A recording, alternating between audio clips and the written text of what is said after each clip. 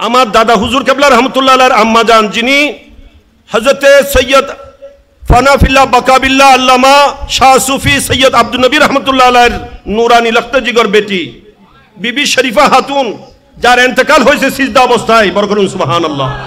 ইনি হচ্ছেন আল্লামা ইমাম হাশমি রহমতুল্লাহ আলাইহির দাদি। ইমাম হাশমি রহমতুল্লাহ আলাইহি ওনার পূর্বপুরুষ দেখেন, ওনার বাবা সুলতানুল ওয়াইজিন, ওয়াইজদের সম্রাট।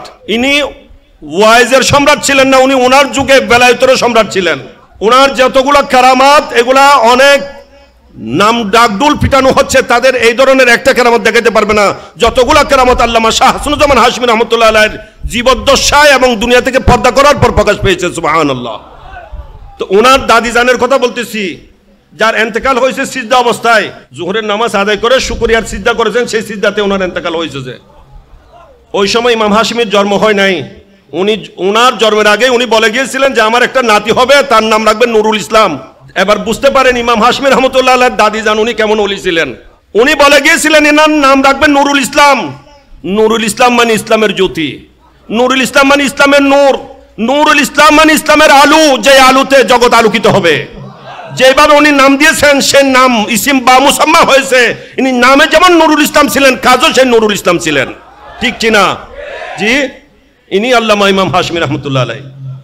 আজকে আমাদেরকে একটু সচেতন হতে হবে, সতর্ক হতে হবে, দেখে চলতে হবে কারা ইমাম হাশমির পক্ষে, সত্যিকার পক্ষে আছে।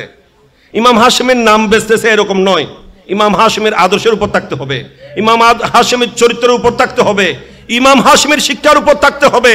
ইমাম হাশমির আদর্শের খেলাফ বাতিলদের সাথে সম্পর্ক রেখে সুন্নি সেজে মানুষকে ধোঁকা দিলে এগুলো আমরা মেনে নেব না। আমরা যে বলবে রাম তার সাথে জাম হলে হবে না, আমাদেরকে হিসাব করে চলতে হবে। ঠিক কি না?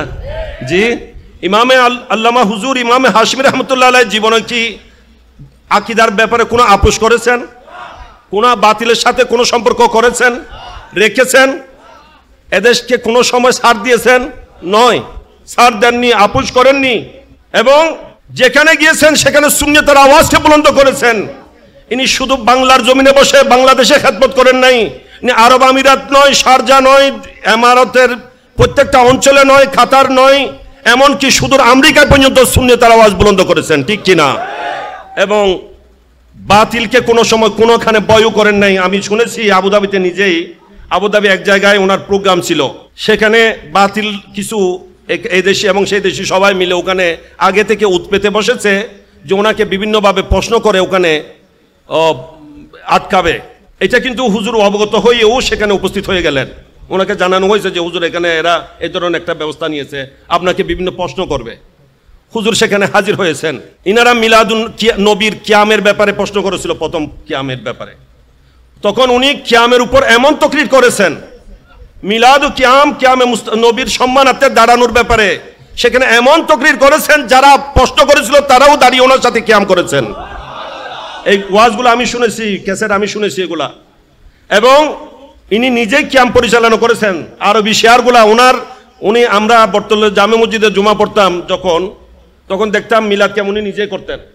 এবং যেদিন আরবি শেয়ার পড়তেন, আগাগোড়া আরবি শেয়ার পড়তেন।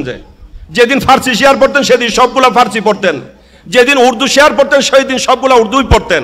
এবং সেই দিন উনি আরবিতেই মিলাদ কিয়াম করেছেন। সে আরবি অনারবি যত বাতিলপন্থী ছিল তারাও ওনার বয়ান শুনে তকরিরে ওনার সাথে দাঁড়াতে, কিয়ামে দাঁড়াতে বাধ্য হয়েছে। সুবহানাল্লাহ। ইনি হচ্ছেন আমাদের মহান ইমাম।